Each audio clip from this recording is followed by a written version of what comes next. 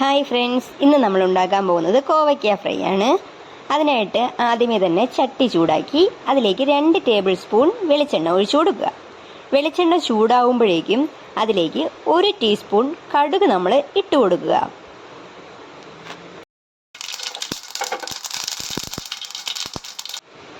കടുക് പൊട്ടുമ്പോഴേക്കും 2 വറ്റൽമുളകും കുറച്ച് കറിവേപ്പിലയും അതിലേക്ക് ചേർത്ത് കൊടുക്കുക. എന്നിട്ട് നീളത്തിലരിഞ്ഞ കോവയ്ക്ക കൂടി ചേർത്ത് കൊടുക്കുക. 350 ഗ്രാം കോവയ്ക്കയാണ് നമ്മളിപ്പോൾ എടുത്തിട്ടുള്ളത്. ഇനി ഇത് നല്ല പോലെ വഴറ്റി കൊടുക്കണം.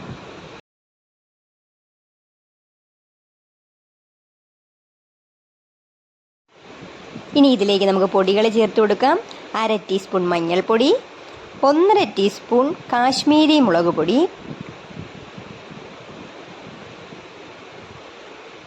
അതിൻ്റെ കൂടെ തന്നെ 1.5 ടീസ്പൂൺ മല്ലിപ്പൊടിയും കൂടെ ചേർത്ത് കൊടുത്തിട്ട് പച്ചമണം മാറുന്നത് വരെയും വഴറ്റി കൊടുക്കുക.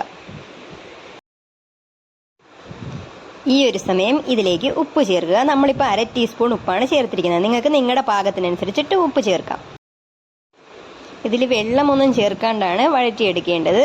പൊടികളുടെ പച്ചമണമൊക്കെ മാറിക്കഴിയുമ്പോഴേക്കും നമുക്കിത് അടച്ചു വെച്ച് വേവിക്കാം.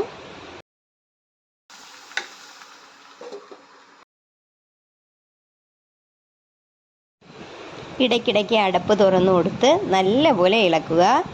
എന്നിട്ട് വീണ്ടും അടച്ചു വെച്ച് നല്ലപോലെ മുരിച്ചെടുക്കണം.